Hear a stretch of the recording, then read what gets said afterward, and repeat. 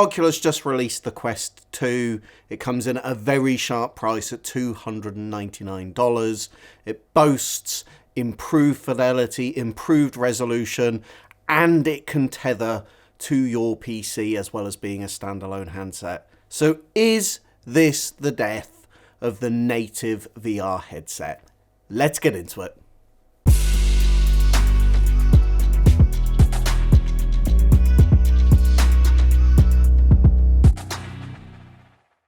So, the Quest 2, currently at 72Hz refresh rate. It has a 90Hz experimental mode, and that is set to be usable within games very soon. That puts it in with quicker displays than the Rift S, and via the Oculus Link technology you can connect it to your PC, tethering it effectively to your PC. So at that sharp price point with that fast refresh rate, why on earth would you buy any other sort of VR headset? Which is the question that I posed myself this morning. So, let's have a discussion about that. Now, firstly, it's worth understanding the way in which the Oculus Link technology actually works. Because it is connected via a USB cable, there is no HDMI lead, no DisplayPort lead. You can't natively get the image off of the graphics card onto the VR headset. So what it does is encode the image and stream it to the device in exactly the same way that streaming software such as OBS that streamers on Twitch and YouTube use. So it's adding in extra steps that are required.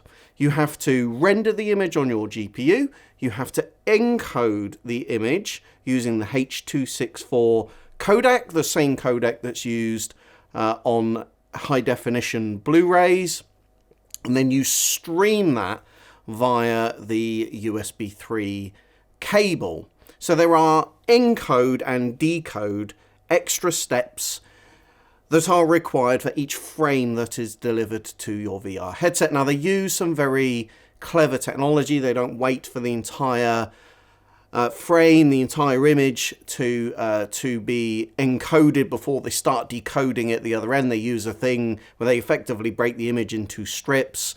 Once the first strip has been sent over, it starts decoding, and I'm sure there's some appropriate B-roll here that shows that is much quicker. So that reduces a full frame encode decode latency, but be under no illusions, this does introduce latency. You're adding in significant steps in your render pipeline that you don't need for headsets like the Valve Index and the Rift S. It's also worth noting that you have to lower the quality of the image in order to be able to encode it and decode it in a sensible, meaningful amount of time. Again, some clever technology they use where they do effectively the edges of the image. They reduce the number of pixels. They do some clever warping. So the idea is that effectively the central part of the image, the bit that your eye is looking most at, maintains the majority of its quality. But artifacting is a natural symptom of encoding and decoding and compressing images. And as I sat and played Half-Life Alyx on both the original Quest and the Quest 2, there's artifacting that can be seen without a doubt. So I went on a bit of a personal endeavour really to understand whether Oculus have just banged it out of the ballpark and that really is the death of PC native VR headsets. And I did that by playing the same couple of scenes in Half-Life Alyx over and over, and I played those on the Rift S, I played them on the original Oculus Quest, the brand new Oculus Quest 2, and the Valve Index. And my first observation was they all very quickly became bound to the refresh rate of the VR headset. And what I mean by that is the maximum frames per second that you can deliver to a display is equivalent to the refreshing in hertz of the screen. So if you have a 100 hertz display, the maximum amount of frames per second that you can meaningfully deliver to that display is 100 frames per second. Now the Quest 2 clock in at 72 hertz refresh rate on the screens. The Rift S is an 80 hertz, and the Index supports 90, 80, 90, 120 and 144.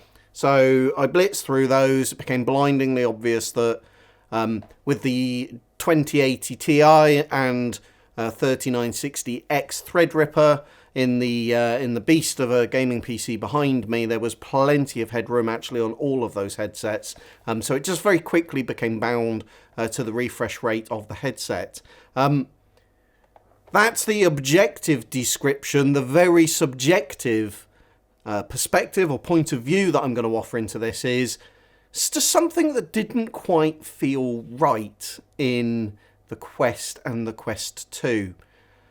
I looked for all sorts of stats. I looked at frames per second. I looked at frame timing, and frame timing is very important. That is the amount of time it takes to render each frame and deliver the image to the screen. You want that very consistent, otherwise it can feel quite choppy and disorientating and nauseating in the VR headset, because effectively the speed at which the frames are delivered to the headset is varying constantly.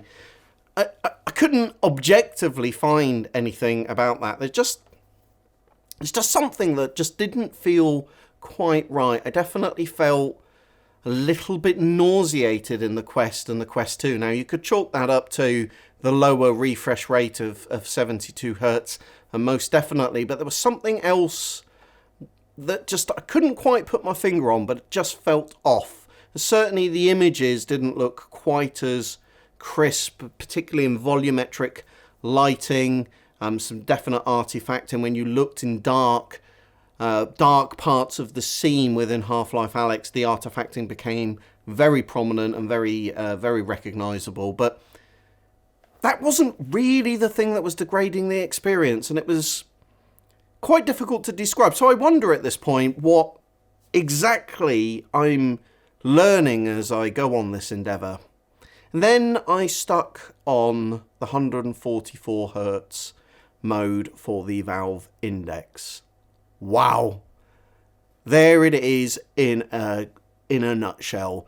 That was fast, that was crisp. My controllers were much more responsive than I was finding in the Rift S, certainly, but by a country mile in both the Quest and the Quest 2. And it kind of dawned on me that the combination of very, very, very crisp and sharp motion tracking on the controllers, which is afforded by the lighthouses, which are sending out a bunch of lasers, effectively, that you're using to do pinpoint accurate tracking, minimal latency, and then that 144 hertz. And I was getting an average frame rate of about 137 frames per second. All of these tests in Half-Life Alyx done on the highest fidelity graphic settings as well, but it just felt like a completely different game. It just felt sharp. It just felt really natural whilst I was in it, and all of the motion sickness, the nauseation that I was feeling was just gone. And I suddenly realised I was experiencing a little bit of that within the Rift as well. So yes, the Quest 2's got the 90 hertz experimental refresh rate coming. Yes, that will almost certainly make a difference to how that all feels, but it won't get rid of the lag. And as more and more and more sophisticated visual features become accessible to VR, developing a VR game isn't magically materially different from a render and a graphics perspective than it is to make a normal game. Certainly more demanding because you're creating two images for the two eyes. But, both within Unity and Unreal, there are access to graphics capabilities that you very rarely see used in VR games. You know, volumetric lighting that's available in the high definition render pipeline of Unity that invariably you never see because you're using the lightweight variant of that render pipeline or the universal render pipeline in order to keep the frame rates high. So I think what's going to happen to the VR market, largely provoked by Oculus, but not exclusively so, what I'm expecting us to start to see is divergence over the next period of time. And that divergence, I think, will look like very cheap, or relatively speaking cheap, headsets from Oculus, low barrier to entry, standalone device with some form of PC tethering as well.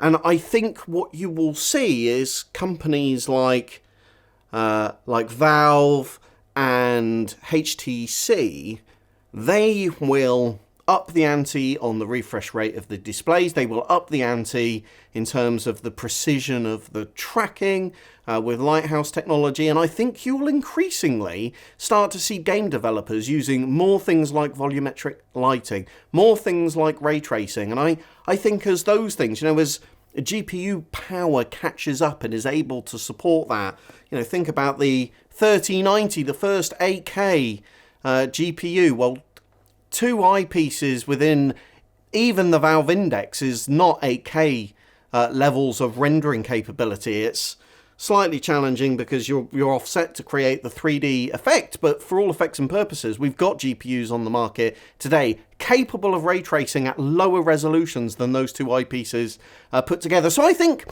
will we see a divergent market. I think we'll see the Oculus Quest continue to iterate with a very low barrier of entry, and I think we'll end up with, as you typically find within the PC gaming elite, very expensive devices that really do enhance the experience. And do you know what?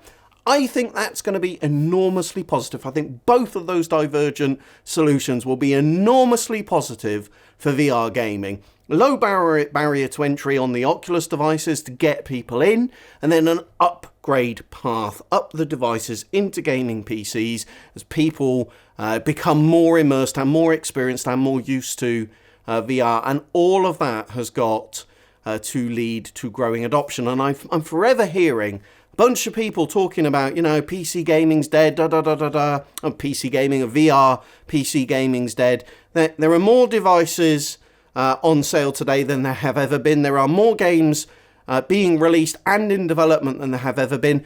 Genuinely, the VR market is alive and well, but I think we're going to see a very divergent future ahead of us. Let me know your thoughts down in the comments below. Do you think that Oculus will wipe all VR headsets off the planet, or do you agree with my perspective that we'll start to see increasingly divergent technology types? As always, guys, I hope you're really well wherever in the world you are. Please like, share and subscribe, and I will see you in my next one.